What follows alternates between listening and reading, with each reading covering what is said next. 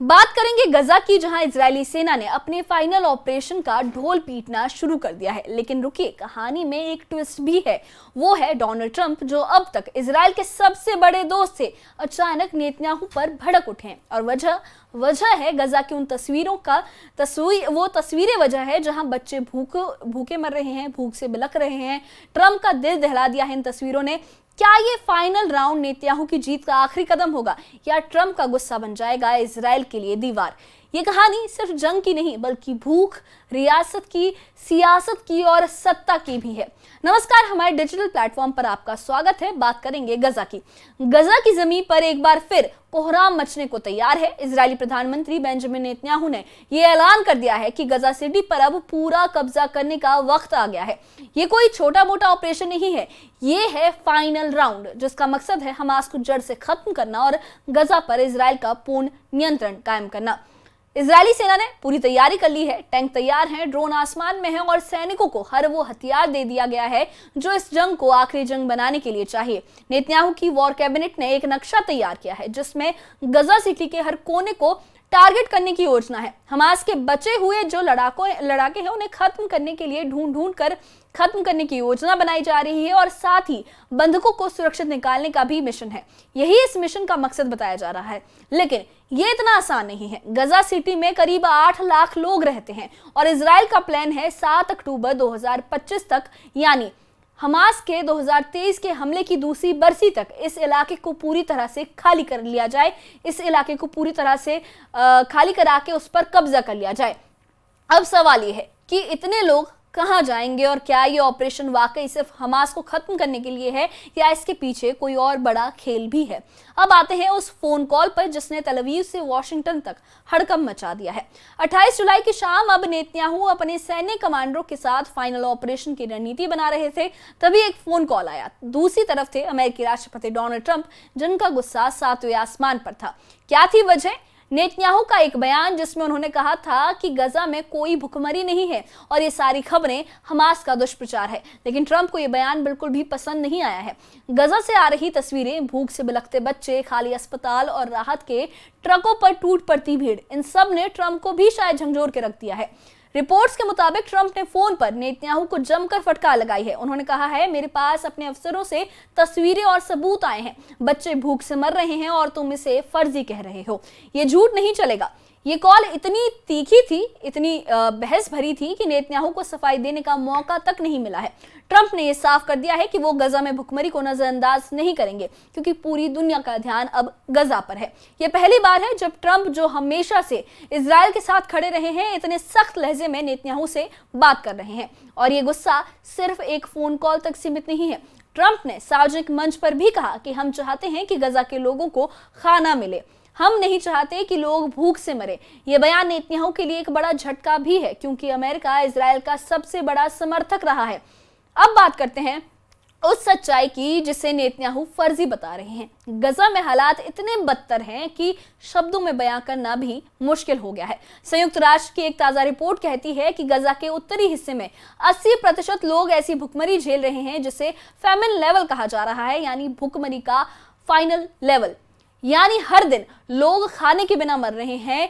इनमें सबसे ज्यादा बच्चे और महिलाएं शामिल है। 22 महीने से चल रही इस जंग ने गजा को मलबे का ढेर बना दिया है। खेत तबाह है, फसलें खत्म है, खाने की सप्लाई लगभग बंद है, लोग कूड़े में खाना तलाश रहे हैं। राहत के ट्रक जैसे ही गजा पहुंचते हैं, लोग उन पर टूट पड़ते हैं, लेकिन ये मदद एक समुद्र में बूंद के बराबर है। संयुक्त राष्ट्र का कहना है कि गजा को हर दिन 500 से 600 ट्रकों की जरूरत है, लेकिन अभी सिर्फ 60 से 70 ट्रक ही पहुंच पा रहे हैं। और ये सिर्फ भूख की बात नहीं है, अस्पतालों में दवाइयां नहीं है, बिजली नहीं है और घायलों का इलाज करने वाले डॉक्टर तक नहीं बचे हैं। गजा के स्वास्थ्य मंत्रालय का भी कहना है कि अब तक 54,000 से ज्यादा लोग मारे जा चुके हैं, जिनमें ज्यादातर महिलाएं और बच्चे शामिल हैं। और ये आंकड़ा सिर्फ बमों और गोलियों से मरने वालों का नहीं, इसमें वो लोग भी शामिल हैं जो भूख और बीमारी की वजह से अपनी जान गंवा रहे हैं। इस बीच इजराइल ने कुछ इलाकों में हर दिन 10 घंटे के लिए रणनीतिक विराम का ऐलान किया है। ताकि राहत सामग्री पहुंचाई जा सके। लेकिन संयुक्त राष्ट्र कहता है कि ये काफी नहीं है। अगर बड़े पैमाने पर जमीनी रास्तों से मदद नहीं पहुंची तो गजा का संकट और गहरा जाएगा। नेतन्याहू का फाइनल ऑपरेशन सिर्फ हमास को खत्म करने का नहीं है, उनका असली मकसद है गजा सिटी को पूरी तरह से अपने कब्जे में लेना। लेकिन इसे कब्जा कहने से वो बच रहे हैं। क्यों? क्योंकि अंतर्राष्ट्रीय कानून के तहत अगर कोई देश किसी इलाके पर कब्जा करता है तो वहां के नागरिकों की जिम्मेदारी भी उसी की होती है। इसलिए इजराइल इसे टेक ओवर कह रहा है। लेकिन शब्दों के इस जाल के पीछे हकीकत यह है कि नेतन्याहू गजा को सैन्य शासन के तहत लाना चाहते हैं। उनकी वॉर कैबिनेट ने 5 शर्तें रखी हैं, जिसमें से पहली है हमास का पूरी तरह से हथियार डालना, हमास का कंप्लीट सरेंडर, दूसरी है सभी बंधकों की रिहाई, तीसरी है गजा का पूरी तरह निशस्त्रीकरण और चौथी है इजरायली सुरक्षा नियंत्रण और इसमें पांचवी है ऐसा नागरिक शासन जो ना हमास हो ना फिलिस्तीनी अथॉरिटी हो। लेकिन यही सबसे बड़ा पेच फंस गया है। नेतन्याहू ने फिलिस्तीनी अथॉरिटी को साफ मना कर दिया है, जबकि अरब देश कह रहे हैं कि अगर फिलिस्तीनी अथॉरिटी को बाहर रखा गया तो वो गजा के पुनर्निर्माण में एक पाई भी नहीं देंगे। और नेतन्याहू का यह दावा है कि वो गजा का नियंत्रण किसी अरब फोर्स को सौंप देंगे। वो भी एक पहेली है, क्योंकि अभी तक कोई नहीं जानता कि वो फोर्स कौन होगी और क्या वो गजा की जमीन पर टिक भी पाएगी। नेतन्याहू का ये फाइनल राउंड सिर्फ गजा की गलियों में नहीं लड़ा जा रहा, उनके अपने देश में भी तूफान खड़ा हो रहा है। इजराइल की सेना के बड़े अफसर जैसे IDF चीफ एयाल जमीर और शिन बेट के डायरेक्टर डेविड जेनी खुलकर ये कह रहे हैं कि अगर बिना पूरी तैयारी और बंधकों की सुरक्षित रिहाई के ये ऑपरेशन शुरू हुआ तो ये सैन्य जीत की बजाय एक बड़ी हार होगी और एक बड़ी हार में तब्दील हो सकता है। खुफिया एजेंसियों का कहना है कि हमास के पास अभी भी 9,000 से 10,000 लड़ाके बचे हुए हैं जो गजा सिटी के सुरंगों में छिपे हैं। अगर ऑपरेशन शुरू हुआ तो बंधकों की जान को बड़ा खतरा हो सकता है। और ये सिर्फ सैन्य चुनौती नहीं है, नेतन्याहू पर उनके गठबंधन के कट्टरपंथी मंत्रियों का भी दबाव है जो चाहते हैं कि गजा में यहूदी बस्तियां बसाई जाएं। अगर नेतन्याहू पीछे हटे तो उनकी सत्ता की कुर्सी डगमगा सकती है। दूसरी तरफ अंतर्राष्ट्रीय दबाव भी कम नहीं है। अमेरिका, यूरोप और अरब देश बार बार कह रहे हैं कि गजा में मानवीय मदद रोकी गई तो ये अंतर्राष्ट्रीय कानून का उल्लंघन होगा। ट्रंप का हालिया गुस्सा इसी बात का सबूत है। वॉशिंगटन को डर है कि अगर गजा में भूख और मौत के आंकड़े बढ़े तो पश्चिमी देशों में इजराइल के समर्थन में कमी आ सकती है। तो गजा का ये फाइनल राउंड अब सिर्फ एक सैन्य ऑपरेशन नहीं है, ये एक तंग रस्सी पर चलने जैसा है जहां हर कदम पर खतरा मंडरा रहा है। नेतन्याहू के सामने 3 मोर्चों की जंग है। पहली हमास के हथियारों से लड़ाई, वॉशिंगटन का भरोसा बनाए रखना दूसरी है और तीसरी अपनी सत्ता की कुर्सी बचाना। और हर मोर्चा एक बारूद की सुरंग की तरह है, अगर एक भी फटा तो बाकी भी धमाकों के साथ उड़ जाएंगे। गजा की गलियों में बंदूकें तो गरजेंगी, लेकिन असली जंग अब अंतर्राष्ट्रीय मंचों, मीडिया की सुर्खियों और सत्ता के गलियारों में लड़ी जाएगी।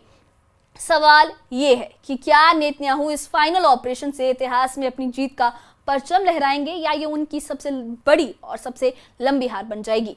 क्या ट्रंप का गुस्सा इजराइल को अकेला छोड़ देगा? और सबसे बड़ा सवाल, गजा के उन लाखों लोगों का क्या होगा जो भूख, तबाही और जंग के बीच फंसे हुए हैं? इस कहानी का अगला चैप्टर क्या होगा ये तो वक्त ही बताएगा, लेकिन एक बात पक्की है कि गजा की ये जंग अब सिर्फ बमों और गोलियों की नहीं बल्कि सियासत, इंसानियत और सत्ता की जंग है। तो आपको क्या लगता है, क्या नेतन्याहू का फाइनल राउंड गजा में शांति लाएगा या ये एक ऐसा तूफान है, एक ऐसे तूफान की शुरुआत है जो पूरी दुनिया को और खासकर गजा को खत्म कर देगा? अपनी राय हमें कमेंट बॉक्स में जरूर बताएं और इससे जुड़े अपडेट्स के लिए और ऐसी ही खबरों के लिए हमारे चैनल के साथ बने रहिए। हमारे चैनल को सब्सक्राइब करिए। शुक्रिया।